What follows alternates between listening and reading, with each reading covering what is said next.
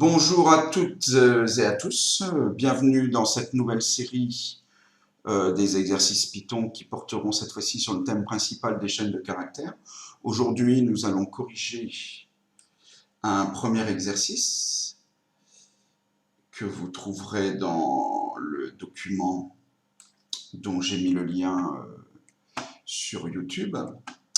Alors, les 4 exercices ont un contexte commun, c'est-à-dire de partir d'une même chaîne de caractères, qui est le refrain d'une chanson de Jacques Higelin, que je ne vous lis pas, que je ne vous chante pas surtout. Et donc, dans chacun des énoncés, il faudra qu'on initialise la variable refrain, une variable donc, qui contiendra une chaîne de caractères, avec ce texte. Et donc, je vais faire en sorte qu'on voit bien. L'énoncé de l'exercice 1, il s'agit d'écrire un programme qui affiche correctement le refrain, donc tel un poème, c'est-à-dire sous forme de vers, on va à la ligne à la fin de chaque vers, et chaque vers démarre par une majuscule. Alors on va s'atteler à faire ça. Je vais ouvrir un notebook que j'ai préparé. Et donc, comme nous le signale mon énoncé, on va initialiser la variable refrain. Alors là, exceptionnellement, je ne vais pas m'embêter à réécrire tout de même le texte. Donc, je fais un copier-coller du texte. Je l'affiche histoire de voir si tout se passe bien. Bon, pour l'instant, ça se passe bien. Alors, effectivement, pour l'instant, il est nullement mis en page. Donc, ce que je vais faire là, c'est que je vais le découper.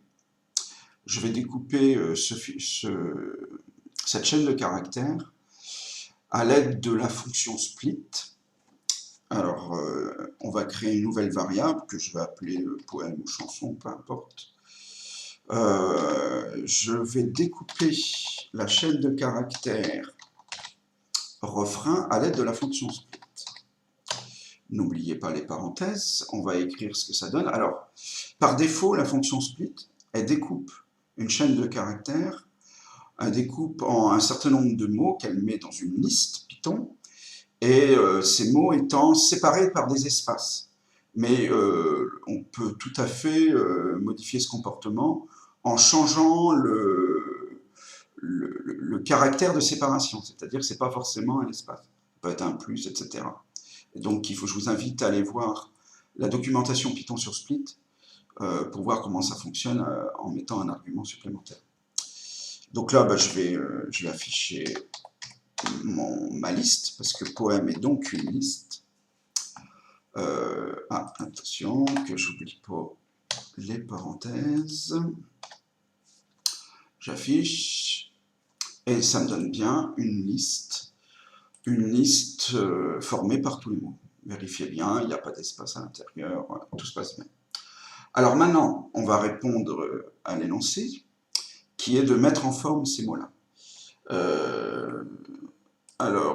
Comme ma façon de procéder au niveau algorithmique n'est pas vraiment pratique en ce qui concerne le premier terme, je vais le mettre à part. Donc je vais créer une chaîne de caractères, un fichage, et je vais tout de suite prendre en considération, je vais l'initialiser avec le premier mot.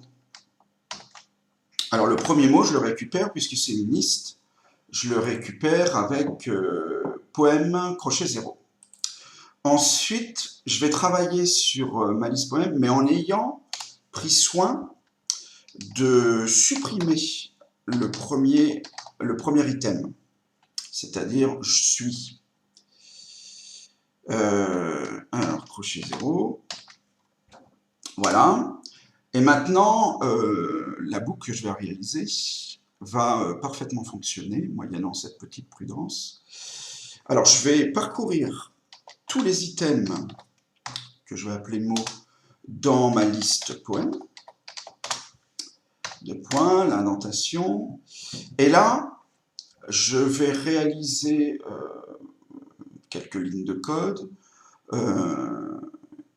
ça ne sera pas les mêmes suivant que le mot démarre par une majuscule ou pas.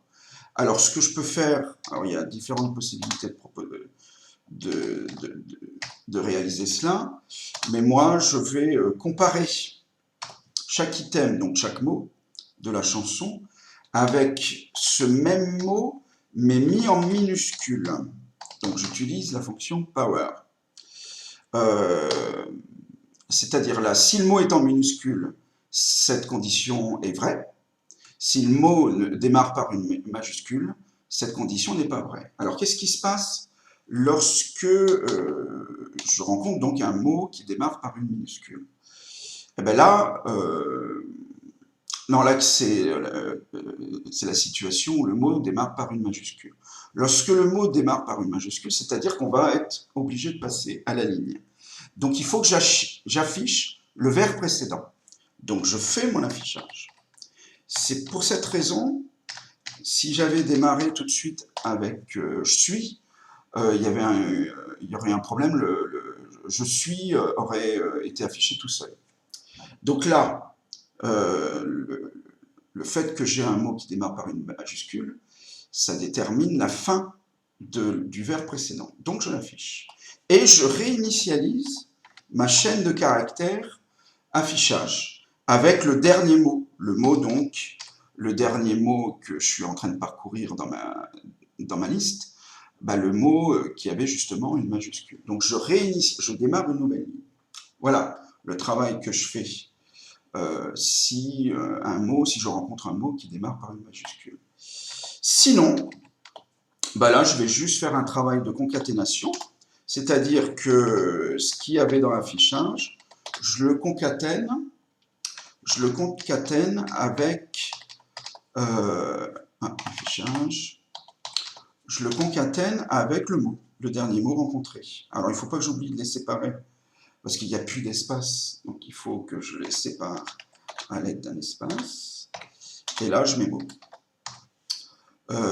Et une fois que ceci est terminé, une fois que la dernière, j'achève ma boucle ici, et une fois que le dernier mot est atteint, je n'ai pas l'information qu'on est rendu au dernier vers, donc il faut que je fasse à tout prix un dernier affichage. Voilà, on va tester ça, on va voir si ça marche. Voilà, ça marche parfaitement. Bon, je vous laisse revoir ça à tête reposée et à très bientôt pour la suite de cette série. Au revoir, jingle.